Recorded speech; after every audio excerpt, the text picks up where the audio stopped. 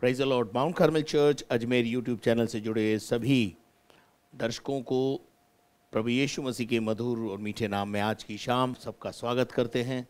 धन्यवाद करते हैं कि प्रभु ने हमको इस सुनहरा अवसर दिया कि आज फिर हम एक और बार आराधना करने के लिए आ सकें। मेरे प्रिय लोगों, आइए हम इस सत्संग के अंदर प्रार्थना के साथ इस सत्संग को शुरू करेंगे और प्रार्थना करेंगे। हमारे जीवित और महान परमेश्वर, धन्यवाद, स्तुति और महिमा के योग्य खुदा, हम क्या हैं, लेकिन प्रभु तूने हमको जीवन दिया। आज जिंदों की ज़मीन पे जिंदा हैं, ये तेरी दया है। यीशु मसीह के नाम में मैं आशीष कहता हूँ। सामर्थ के कामों को प्रकट कर कि तू हमारा परमेश्वर है और हम तेरे बच्चे हैं। आज शाम प्यारे खुदावन प्रभु जी, अपनी बड़ी सामर्थ के साथ आ और अद्भुत कार्य कर। प्यारे खुदावन प्रभु जी, मैं घटूं और तू बढ़े, यही मेरे जीवन की इच्छा अभिलाषा है। शैतान की तमाम योजनाएं प्रभु जी खत्म हो जाएं और तू महिमा पाए। प्रभु हम तेरा धन्यवाद करते हैं। आज शाम प्यारे परमेश्वर, आपकी सामर्थ हमारे बीच में बहने पाए। जितने लोग इस सभा में शामिल हैं प्रभु जी, आपकी आत्मा से विभोर होकर आपकी आराधना कर पाएँ और आपका वचन सुन पाएँ। बीमार चंगे हो जाएं, दुष्ट आत्माएं निकाली जाएं, तांत्रिक विद्याओं से परेशान लोग आज़ाद किए जाएं। ये मेरी आपसे प्रार्थना है। सारी महिमा तुझे देते हुए प्रार्थना को यीशु मसीह के नाम से मांगते हैं, आमीन। Praise the Lord. प्रभु को धन्यवाद देते हैं आज की शाम के लिए कि प्रभु ने हमको ये मौका दिया कि हम सब मिलकर प्रभु की आराधना कर सकें। तो ये समय होगा कि हम कुछ देर प्रभु की आराधना में जाएंगे और आराधना कराने के लिए मैं पास्टर एनोश और उनकी टीम को आमंत्रित करूंगा कि वो प्रभु की आराधना में हमें लेकर जाएं। धन्यवाद।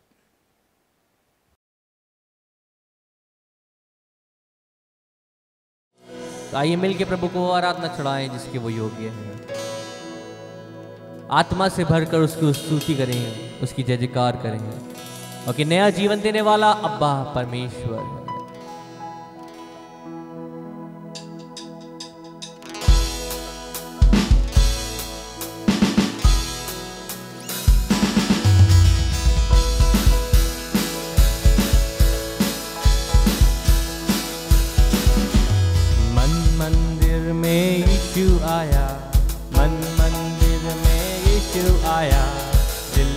खुशियों से भर गया, मन मंदिर में यीशु आया। गाइए, मन मंदिर में यीशु आया, दिल मेरा खुशियों से भर गया। ओ hallelujah hallelujah hallelujah hallelujah hallelujah hallelujah hallelujah. गाओ हालेलुया हाँ हालेलुया।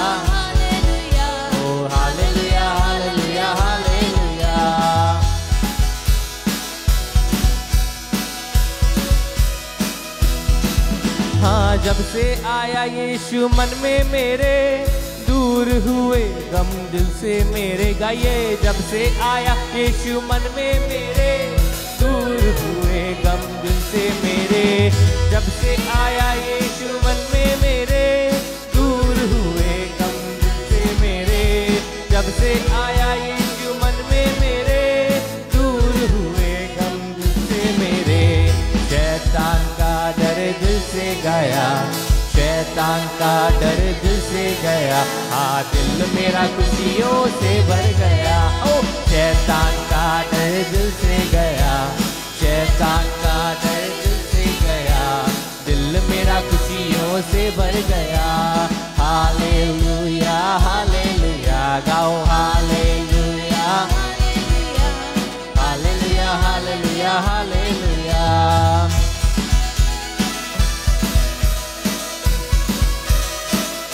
ताली बजाते हुए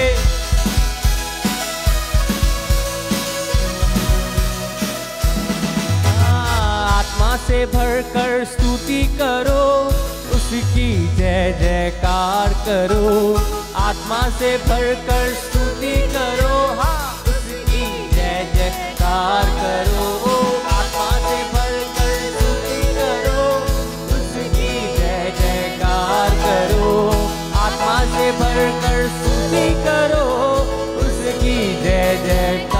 करो। उसने नया जीवन दिया, उसने नया जीवन दिया, दिल मेरा खुशियों से भर गया। उसने नया जीवन दिया, गाओ उसने नया जीवन दिया, दिल मेरा खुशियों से भर गया। हालेलुया हालेलुया हालेलुया, ओहो hallelujah hallelujah hallelujah hallelujah hallelujah hallelujah hallelujah hallelujah hallelujah hallelujah.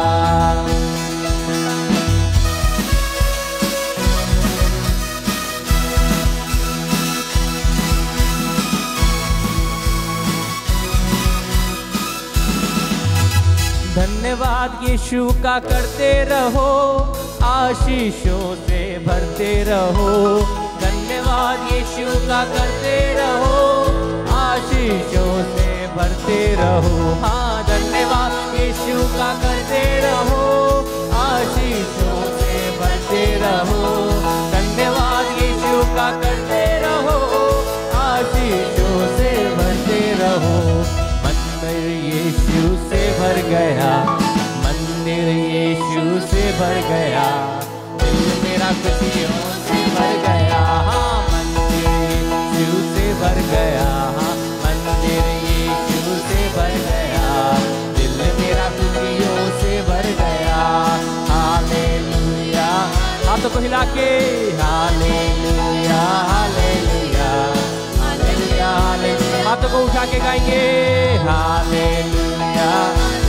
ओ गाओ hallelujah hallelujah hallelujah hallelujah hallelujah, गाओ hallelujah hallelujah hallelujah hallelujah hallelujah hallelujah, ओ hallelujah hallelujah hallelujah hallelujah hallelujah hallelujah. बोलो यीशु मसीह की जय। हालेलुया। धन्यवाद यीशु का करते रहो और आशीषों से भरते रहो।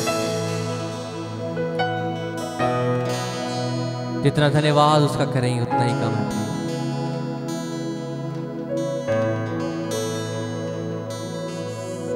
आइए अपनी आंखों को बंद करके उसकी आराधना में खो जाए। आराधना होए प्रभु, सूचा है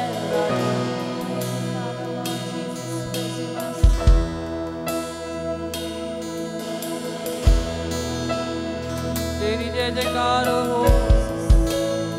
ओ धन्यवाद हो यीशु।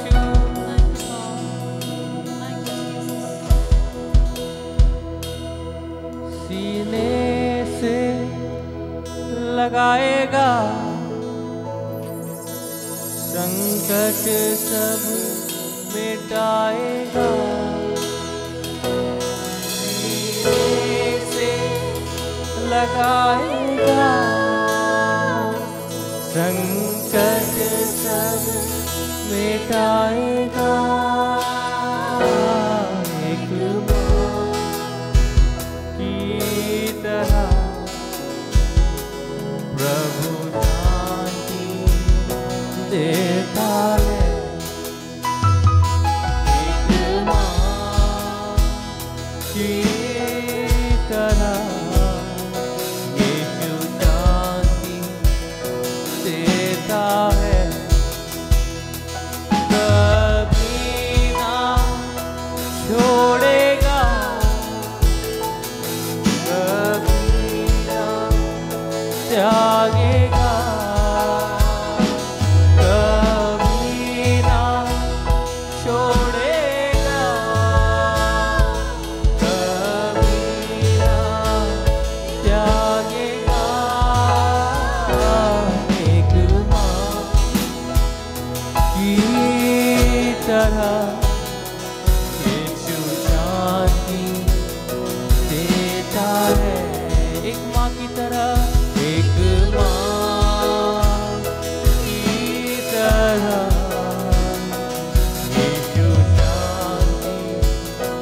देता है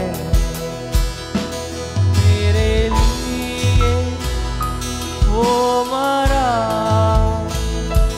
मेरे पाप सब उठा लिया,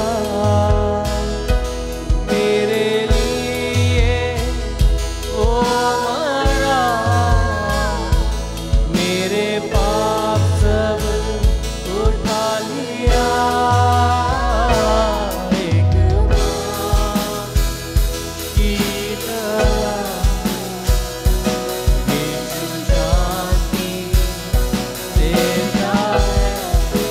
माँ, एक माँ की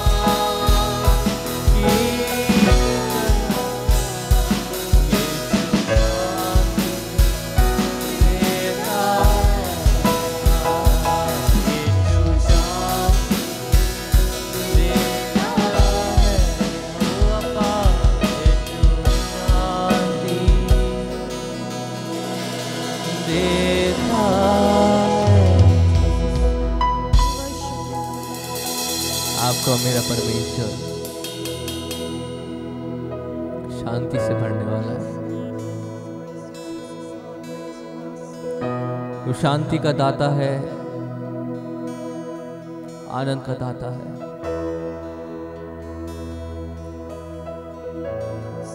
We need to trust in him। हमें उस पर विश्वास करना है, उसके वचनों पे विश्वास करना है और उसके अनुसार अपने जीवन को चलाना है। ओ शांति देने वाले अब्बा, तेरी आराधना।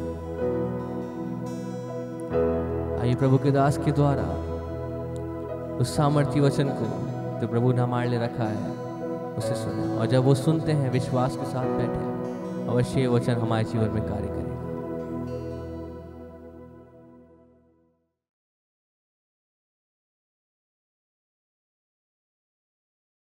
धन्यवाद करते हैं इस अच्छी आराधना के लिए जो प्रभु ने हमारे जीवन में हमको दी, और सचमुच में प्रभु भला है और प्रभु की भलाइयों को, उपकारों को हम याद करते हैं। और आज शाम आप सब मेरे साथ ऑनलाइन सर्विस में हैं, और आज शाम हम पढ़ेंगे परमेश्वर के वचन में से मत्ती रचित सुसमाचार और उसका 17वां अध्याय और उसके 14 पद से लेकर के 20 पद तक।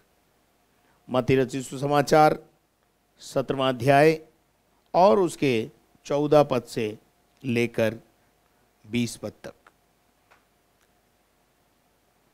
तो यहाँ इस प्रकार से लिखा है, जब वे भीड़ के पास पहुँचे तो एक मनुष्य उसके पास आया और घुटने टेक कर कहने लगा, हे प्रभु, मेरे पुत्र पर दया कर, क्योंकि उसको मिर्गी आती है और वह बहुत दुख उठाता है और बार बार आग में और बार बार पानी में गिर पड़ता है, और मैं उसको तेरे चेलों के पास लाया था, परंतु वे उसे अच्छा नहीं कर सके। यीशु ने उत्तर दिया, हे अल्प विश्वासी और हठीले लोगों, मैं कब तक तुम्हारी सहता रहूँगा? उस लड़के को मेरे पास ले आओ। पद 18। तब यीशु ने उसे घुड़का और दुष्ट आत्मा उसमें से निकाला और लड़का उसी घड़ी अच्छा हो गया। तब चेलों ने यीशु के पास आकर कहा, हम इसे क्यों नहीं निकाल सके?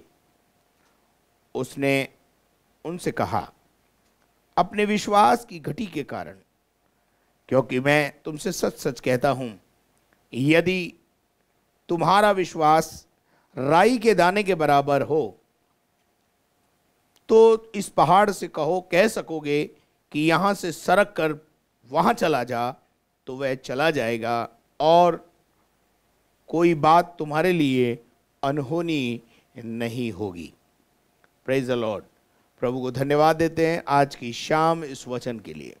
मेरे प्रियो, पिछले दिनों में हम प्रभु यीशु मसीह के रूपांतरण के पर्वत पर उस अनुभव को देख रहे थे, जहाँ यीशु मसीह ने अपने चेलों के साथ प्रार्थना में समय बिताया।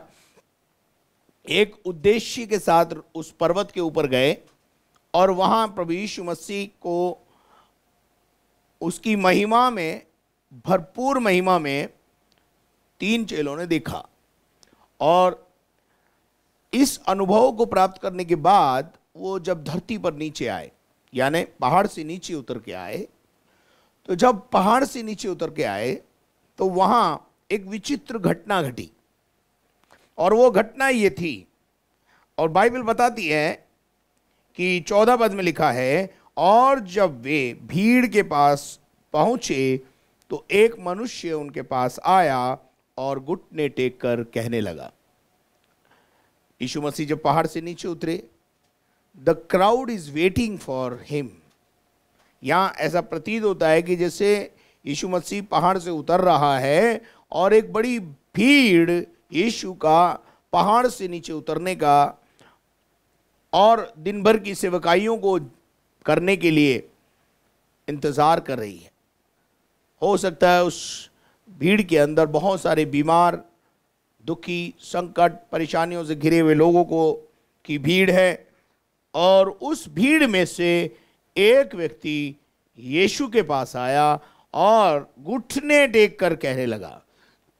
ये घुटना टेकना जो है, उन दिनों में ऐसा होता था कि यदि किसी बड़े से किसी भी प्रकार का कोई आग्रह करना हो, कुछ मांग करनी हो, तो ये उस जमाने का एक अभिवादन का या मांगने का एक तरीका था कि वो घुटनों में आते थे।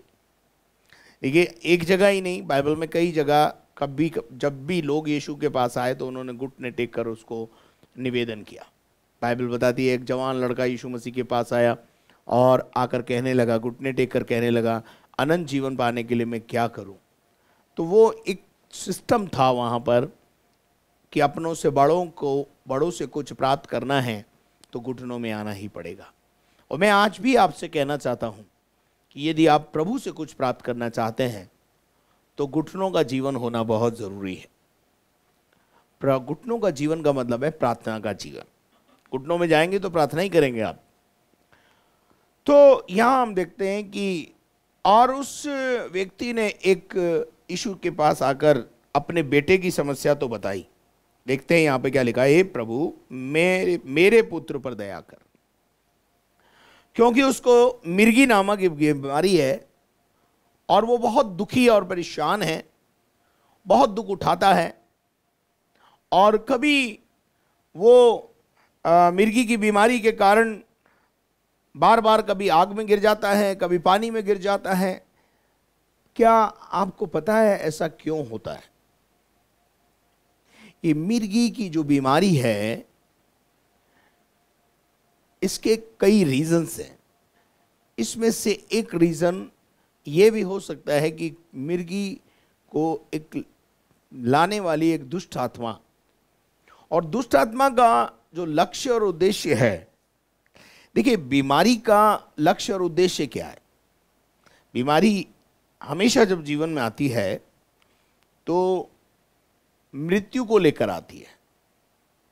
बहुत सारे लोग उस बीमारी पर विजय प्राप्त कर लेते हैं, यानी मृत्यु से बच जाते हैं, और बहुत सारे लोग बीमारी के कारण मृत्यु में के शिकार हो जाते हैं, ग्रास हो जाते हैं। अब यहां हम देखते हैं कि ये लिखा है कि वो बार बार उसे पानी में गिर जाता था, और ये कंडीशन, इस बालक की कंडीशन को, अपने बेटे की कंडीशन को उसने यीशु मसीह को स्पष्ट रूप से बता दिया, और साथ में ये भी बताया 16वें पद में, और मैं उसको तेरे चेलों के पास लाया था परंतु वो उसे अच्छा नहीं कर सके। यीशु मसीह के साथ 3 चेले तो ऊपर थे, पर 9 चेले पृथ्वी के ऊपर यानी धरती के ऊपर, पहाड़ के नीचे इस भीड़ को क्या कर रहे थे? संबोधित कर रहे थे। इस बात का इंतजार कर रहे थे कि यीशु आएगा, तब तक भीड़ को कंट्रोल कर रहे थे, भीड़ को संबोधित कर रहे होंगे, हो सकता है उनके लिए प्रार्थनाएं कर रहे होंगे, उनके लिए कोई व्यवस्थाएं कर रहे होंगे, कुछ ना कुछ कर रहे होंगे। और उसी दरमियान ये लड़का के पिता इस बालक को इन 9 चेलों के पास लेकर आए, और 9 चेलों से कहा होगा कि भाई मेरा ये बेटा मिर्गी नामक बीमारी से परेशान है, कृपया इसे अच्छा कर दो। और इन्होंने बहुत कोशिश की होगी, बहुत कोशिश की कि किसी भी रीति से ये लड़का ठीक हो जाए मेरे अजीजों। और जब इनकी कोशिश इनके ये कर चुके और उसमें ये नाकामयाब रहे, तो मेरे अजीजों यहाँ पर अपन देखते हैं कि ये हार गए, वो बीमारी को अच्छा नहीं कर पाए। मैं पूछना चाहता हूँ क्या कारण था कि ये इस बीमारी को अच्छा नहीं कर पाए। मेरे प्रिय लोगों, ये इसलिए हुआ कि ये जो 9 चेले थे, इनको ये अल्प विश्वासी थे। ये यीशु के साथ जरूर रहते थे, परंतु चिन्ह चमत्कारों में इनकी ज्यादा रुचि नहीं थी, इनको विश्वास नहीं था। और मैं ऐसा विश्वास करता हूं कि इसीलिए यीशु मसीह ने इनको अल्प विश्वासी कहा या अविश्वासी कहा। मेरी बाइबल में जो ट्रांसलेशन है वो अविश्वासी, यानी विश्वास नहीं करने वाले, बिलीवर। चेलों के लिए बोल रहा है, विश्वास नहीं करने वाले विश्वासी। क्या आप मेरे साथ हैं? विश्वास नहीं करने वाले अविश्वासी, या अविश्वास रखने वाले विश्वासी। हैं तो विश्वासी, लेकिन अविश्वास इतना भरा हुआ है जिसकी कोई सीमा नहीं है। मेरे प्रिय लोगों, आज भी जब आप प्रभु के पास आते हैं तो आपके जीवन में अविश्वास पाया जाता है। आपका जीवन जो है अविश्वास से भरा हुआ है।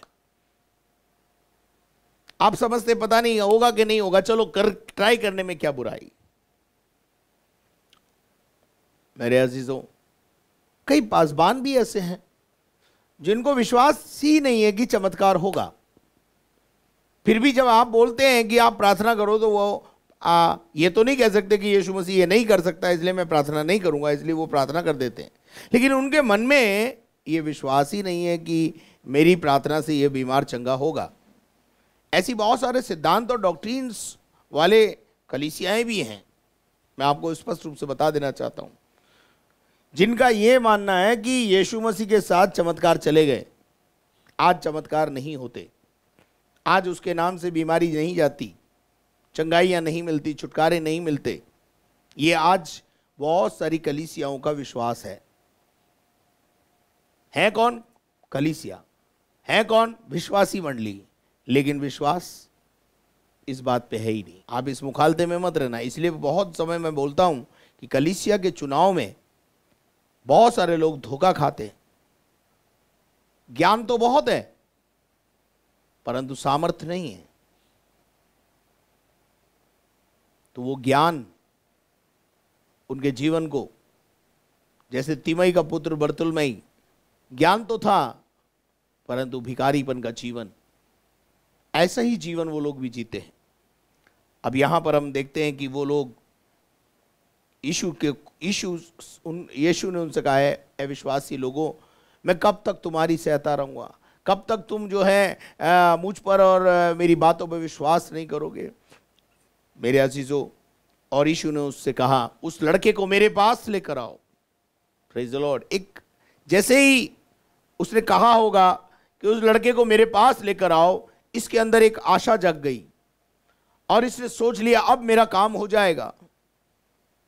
Praise the Lord. अब मैं बेटे की चंगाई पा करके जाऊंगा। यीशु के एक सेंटेंस में हमारे पास एक आशा की किरण जाग जाती है।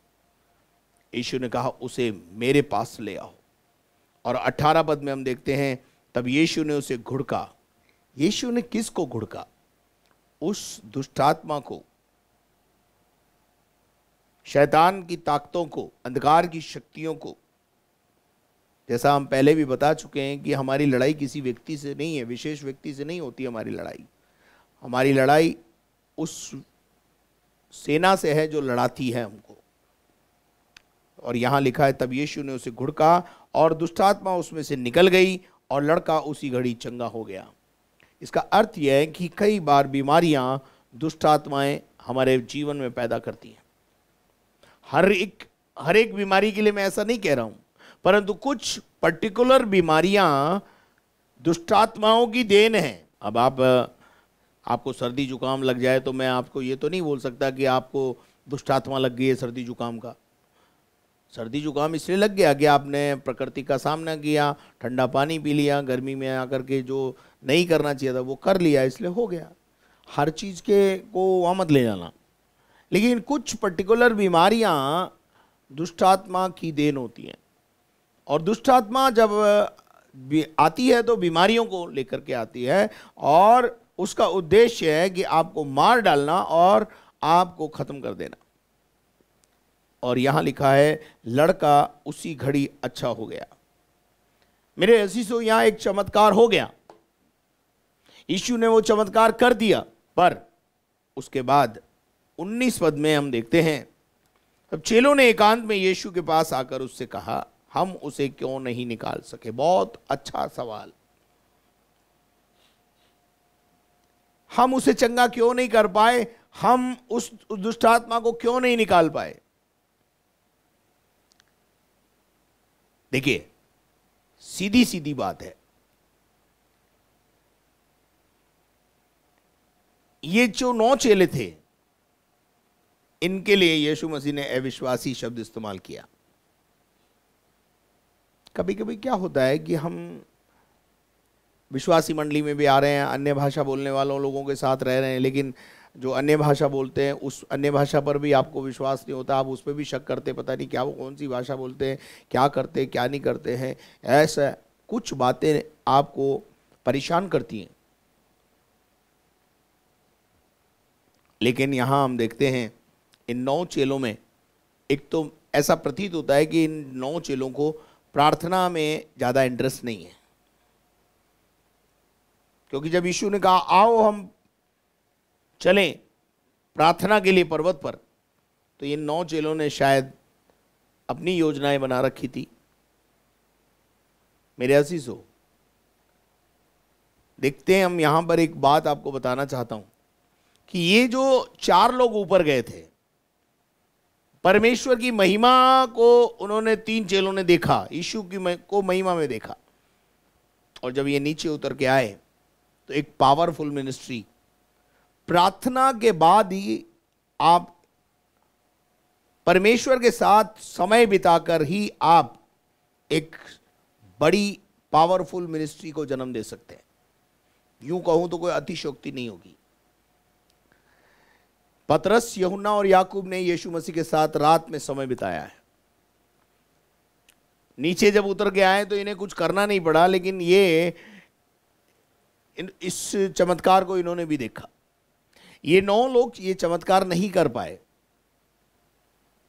आज भी मेरे प्रिय लोगों, बहुत सारे लोग सामर्थ्य से भरकर सेवा कर रहे हैं और कुछ लोग बिना सामर्थ्य के सेवा कर रहे हैं। अगर हम परमेश्वर के वचन में से एक आयत को मैं आपको बताना चाहता हूं, प्रेरितों के काम और उसका 2 अध्याय को हम देखते हैं कि वहां पवित्र आत्मा 120 लोगों पर बड़ी सामर्थ्य के साथ उतरा, और जब 120 लोगों पर उतरा तो वो अन्य अन्य भाषा बोलने लगे और सामर्थ्य से भर गए, और उनके ऊपर एक आग का सा अनुभव लोगों को दिखाई दिया। एक विचित्र अनुभव है, और ये सामर्थ्य से भर गए। क्यों?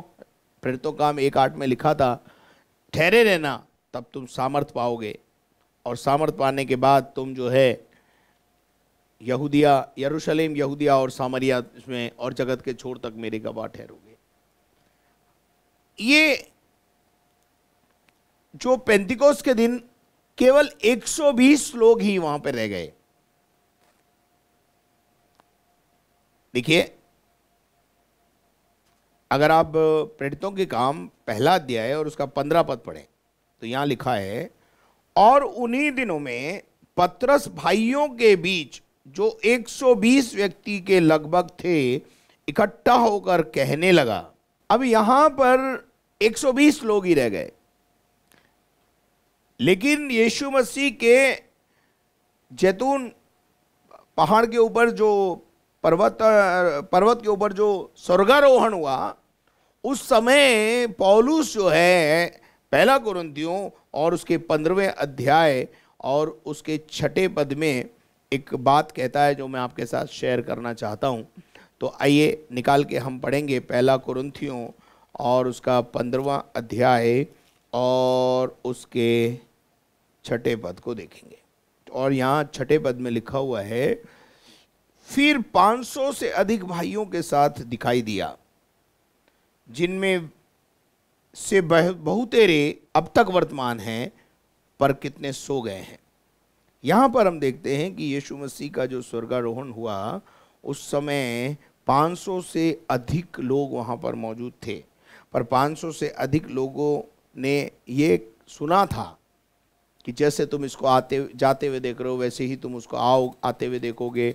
और प्रेरितों का काम 1 अध्याय उसके अगर अपन 8 पद को पढ़ते हैं तो वहाँ यीशु मसीह ने परमेश्वर के आत्मा में ये कहा कि परंतु जब पवित्र आत्मा तुम पर आएगा तो तुम सामर्थ पाओगे और यरूशलेम और सारे यहूदिया में मेरे गवाह ठहरोगे। ये सब बातें जब यीशु मसीह कर रहा है तो यहाँ 500 से अधिक लोग हैं, लेकिन हो सकता है पहले दिन ये सारे 500 के 500 लोग उस पेंतिकोस्त के और पवित्र आत्मा के अनुभव को प्राप्त करने के लिए वहां मौजूद थे। लेकिन जब पवित्र आत्मा के उतरने में देरी हुई तो उन्होंने ये कहा कि अरे यीशु मसीह के हम तो आई विटनेस हैं, हमने तो यीशु मसीह को स्वर्ग पे जाते हुए अपनी आंखों से देखा है, लेट्स गो, हम लोग जाएंगे और सारे जगत में जाकर सुसमाचार प्रचार करेंगे। परंतु पतरस ने 120 लोगों को जो ठहर गए थे, जो बच गए थे, उनको समझाया जब तक पवित्र आत्मा नहीं आएगा हमें ये कोठरी नहीं छोड़नी है। अब मैं आपको बताता हूं यहां 2 प्रकार के लोग हो गए, 2 प्रकार के लोग हो गए। इसका मतलब यह है 120 लोग सामर्थ्य पाने के लिए रुके हुए हैं, पर ये 380 लोगों से अधिक लोग सेवकाई में निकल चुके हैं।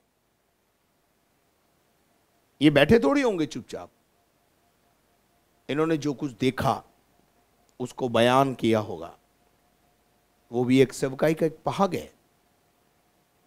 परंतु जब पतरस और यूहन्ना और याकूब और 120 लोगों के ऊपर पवित्र आत्मा उतरा तो ये 120 लोगों ने पूरे विश्व में धूम मचा दी। और ये जो 380 लोग हैं आज भी धूम नहीं मचा पा रहे। पावरफुल और पावरलेस। यीशु मसीह के 12 चेले हैं, उसमें से 9 चेले पावरलेस हैं। पावरलेस क्यों है? क्योंकि प्रेयरलेस है। If you want to become a powerful person, your life is prayerful, is very necessary. आपकी प्रार्थना का जीवन बहुत मजबूत होना चाहिए। और जब आप प्रार्थना के साथ वचन बांटेंगे, प्रार्थना के साथ आराधना कराएंगे, प्रार्थना के साथ ऑर्गन के ऊपर हाथ रखेंगे, प्रार्थना के साथ कोंगों के ऊपर हाथ रखेंगे, सामर्थ्य बहने लगेगी। लेकिन अगर आपका प्रार्थना का जीवन नहीं है, वचन पठन का जीवन नहीं है, आप मान के जाइए आपकी सेवकाई ऐवे ही चलती रहेगी। चेलों से यीशु मसीह ने कहा, चेलों ने एक सवाल किया कि हम उसे क्यों नहीं निकाल पाए। यीशु मसीह ने उनसे स्पष्ट रूप से कहा कि तुम्हारे विश्वास की घटी के कारण मैं तुमसे सच कहता हूं कि यदि तुम्हारा विश्वास राई के दाने के बराबर भी हो तो इस पहाड़ से कहोगे कि सरक कर वहां चला जा तो वो चला जाएगा। और लिखा है कोई बात तुम्हारे लिए अनहोनी नहीं होगी। मत्ती रचित सुसमाचार 21वां अध्याय और उसके 22 पद को मैं आपके लिए यहाँ पर पढ़ना चाहूँगा। देखिए अगर अपन 21 को 21 से पढ़े तो वहाँ ज़्यादा अच्छा होगा। और यहाँ लिखा है, यीशु ने उनको उत्तर दिया कि मैं तुमसे सच कहता हूँ कि यदि तुम विश्वास रखोगे और संदेह ना करोगे तो केवल यह करोगे जो इस अंजीर पेड़ के साथ हुआ। यदि इस पहाड़ से भी कहोगे कि उखड़ कर समुद्र में जा पड़ तो वो जा गिरेगा और तुम्हारे लिए जो कुछ तुम प्रार्थना में मांगोगे, विश्वास से मांगोगे, वो तुम्हारे को मिल जाएगा। मेरे प्रिय लोगों, आज शाम हम इस बात को भली भांति रीति से समझ लें। चंगाई और छुटकारा देने वाला और लेने वाला दोनों का विश्वास होना चाहिए। यहां हम देखते हैं कि इस लेने वाले का विश्वास तो बहुत तगड़ा है। ये तो यीशु के पास आया ही इसीलिए कि इसको पता है कि यीशु छुएगा और चंगा कर देगा, पर चेले बीच में हैं, और वो भी चेले कौन से वाले हैं? जो 9 चेले, जो रूपांतरण के पर्वत का अनुभव नहीं है, मसीह को अपनी उसकी महिमा में देखने का उनको सौभाग्य नहीं मिला है। ऐसे जो लोग थे, जब ऐसे लोगों के पास अन्य जाति भाई बहन पहुंचते हैं और उनसे कहते हैं कि ये काम आप हमारे लिए कर दो, तो वो फिर नहीं कर पाते, और ऐसे में जो है लोगों को यीशु मसीह के नाम पर भी निराशा हो जाती है। परंतु मैं आज शाम आपसे कहना चाहता हूँ, यीशु आज भी वही है। यीशु आज भी सामर्थ के काम करता है। Hallelujah, praise the Lord. अगर आप चाहते हैं कि यीशु मसीह आपके लिए काम करे, तो मैं आपसे कहना चाहता हूँ कि आप आज भी यीशु के पास जब आप आए हैं, तो हालेलुया, तो परमेश्वर आपके लिए भी काम करेगा। हालेलुया। क्या मैं आपको लेके जाना चाहता हूँ मरकुस का 9वां अध्याय, और उसके अगर आप 14 पद से पढ़ेंगे तो वहाँ पर वही दृष्टांत दोहराया गया है, और उस दृष्टांत में और भी ज़्यादा मरकुस जो है इसको खुलासा करता है। और यहाँ लिखा हुआ है, 18 पद से आपके लिए पढ़ूंगा, जहाँ कहीं भी वो उसे पकड़ती है वहीं उसे पटक देती है, और वो मुंह से फेन भर लाता है और दांत पीसता है, सूखता जाता है। और मैंने तेरे चेलों से कहा था कि उसे निकाल दे, परंतु वो उसे नहीं निकाल सके। यह सुनकर यीशु ने उनसे उत्तर दे के कहा कि हे अविश्वासी लोगों, मैं कब तक तुम्हारी साथ रहूँगा और कब तक तुम्हारी सहूँगा? उसे मेरे पास लाओ। तब वे उसे उसके पास ले आए, और उसने उसे देखा तो उस आत्मा ने उसे मरोड़ा और भूमि पर गिराया और मुंह से फेन बहाते लौटने लगा। उसने उसके पिता से पूछा, ये दशा इसकी कब से है? उसने कहा, बचपन से। उसने इसे नाश करने के लिए कभी आग में गिराया, कभी पानी में गिराया, परंतु यदि तू कुछ कर सकता है तो उस पर तरस खाकर हमारे पर उपकार कर। यीशु ने उससे कहा, यदि तू कर सकता है का क्या मतलब है? विश्वास करने वालों के लिए सब कुछ हो सकता है। बालक के पिता ने तुरंत गिड़गिड़ाकर कहा, हे प्रभु, मैं विश्वास करता हूँ, मेरे अविश्वास का भी तू उपाय कर दे। जब यीशु ने देखा कि लोग दौड़कर भीड़ लगा रहे हैं, तो उस अशुद्ध आत्मा को यह कहकर डांटा कि तू गूंगी और बहरी आत्मा उसमें से निकल जा, और वो उसमें कभी प्रवेश ना करना।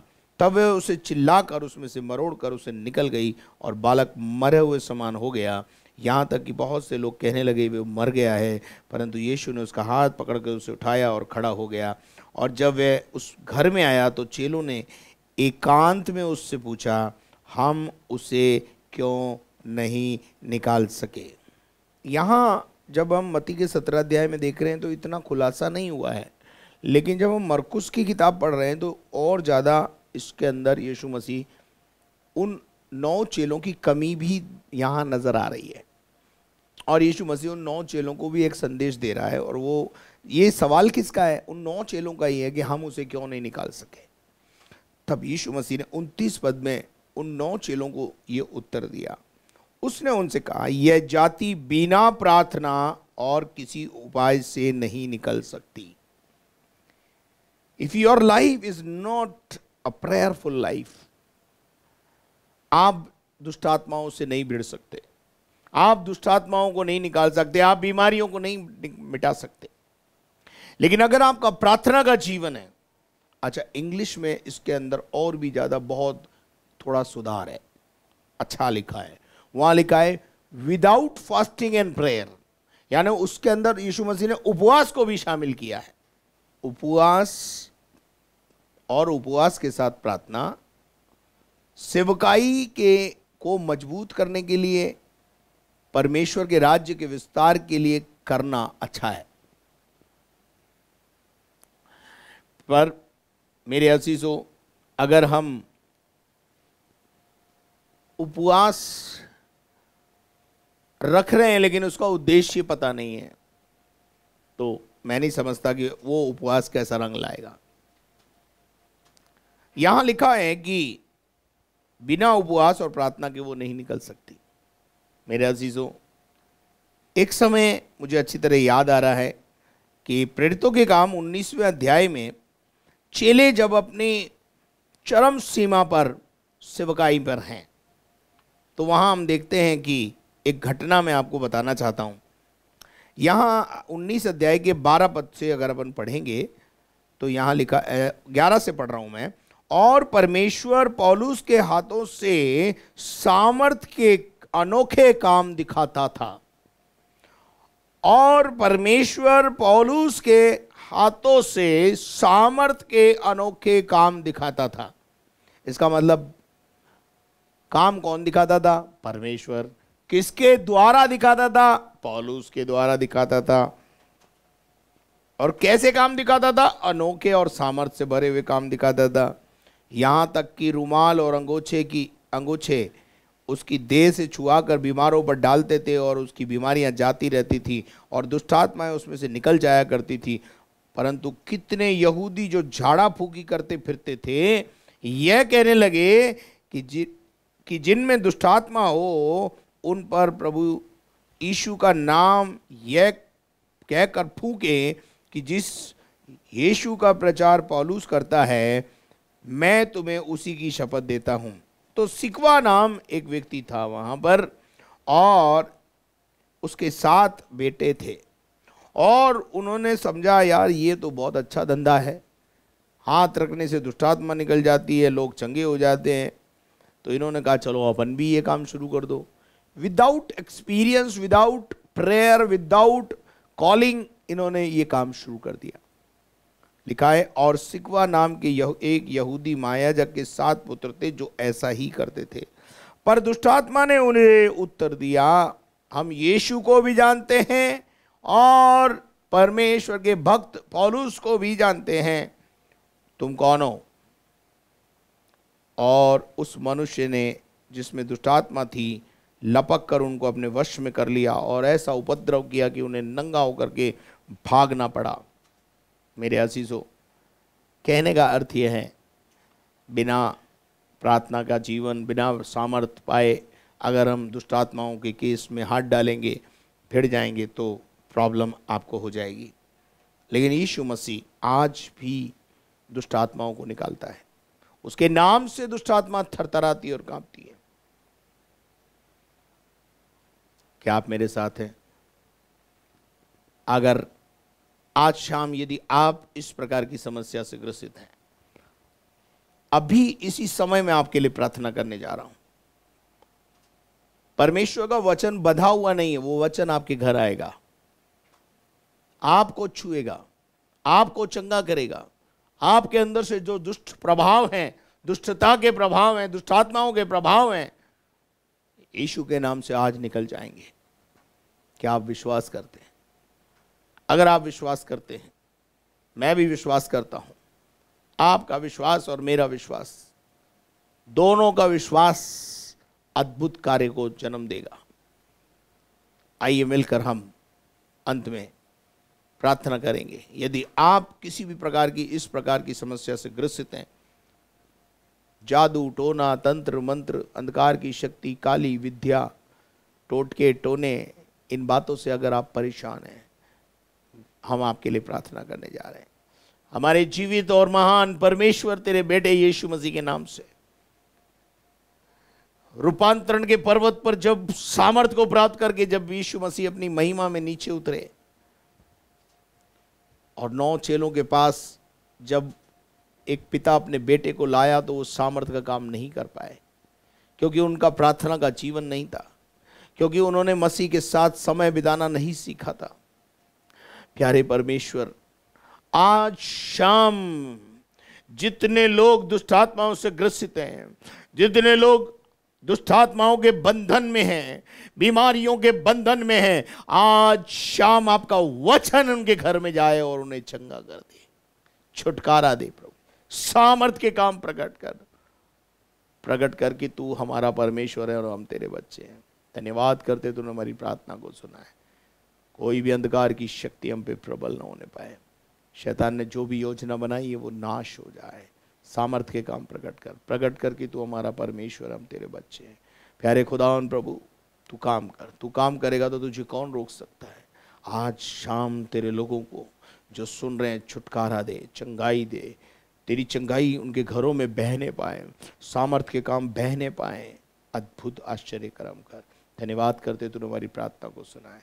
सारी महिमा हम तुझे देते प्रभु जी। आज जिनके जन्मदिन है और जिनके मैरिज एनिवर्सरी उन्हें आशीष देते हैं प्रभु जी, और सारी महिमा तुझे देते हुए प्रार्थना को यीशु मसीह के नाम से मांगते हैं, आमीन। और अब हमारे खुदावंद यीशु मसीह का फजल, खुदा बाप की मोहब्बत, पाक रूह की रिफाकत और शराकत अब से लेकर हमेशा तक हम सबों के साथ होती रहे, और हम सब बोले आमीन। Thank you very much.